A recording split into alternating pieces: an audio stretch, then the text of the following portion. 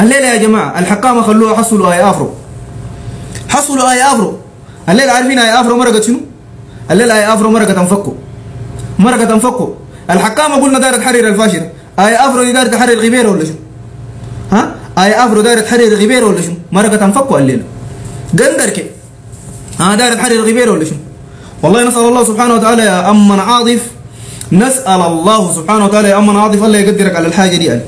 ومغتربين السعودية بنصحكم ما تخشوا انتوا تشوفوا الفيديو ده، أنا بنصحكم مغتربين السعودية بالذات، أي زول داق له حاجة طحنية برنامج تفاصيل بعد من الفيديو ده، لأنه ده خطر قابل للاشتعال، خطر قابل للاشتعال، منطقة عسكرية مغروب الاقتراب والتصوير، ممنوع لك أن ترى ذلك يعني. والله العظيم جد، والله جد والله انفكوا وحاط الله العظيم انفكوا داقوا في ليه بينشاف. وين ناس ايه الشغله دي يا جماعه؟ الشغله دي يا جماعه اقسم بالله العظيم جد الشغله دي فاتت بعيد، فاتت بعيد وانبشرت. انا قلت لك الكلام ده عشان شنو؟ انا قلت لك الكلام ده عشان شنو؟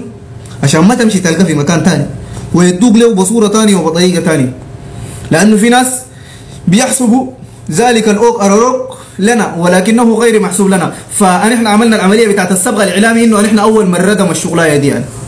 خليه المفتح يا ابو البوسي، في حاجه اسمها الصبغه الاعلامي، في الاعلام في حاجه اسمها الصبغه الاعلامي دي دارك تعريفها.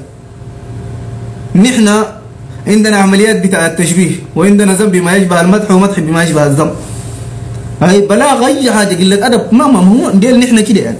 نحن الله خلقنا بلابس عشان شنو؟ الله خلقنا بلابس عشان شنو؟ عشان نكون مرفوعين الراس.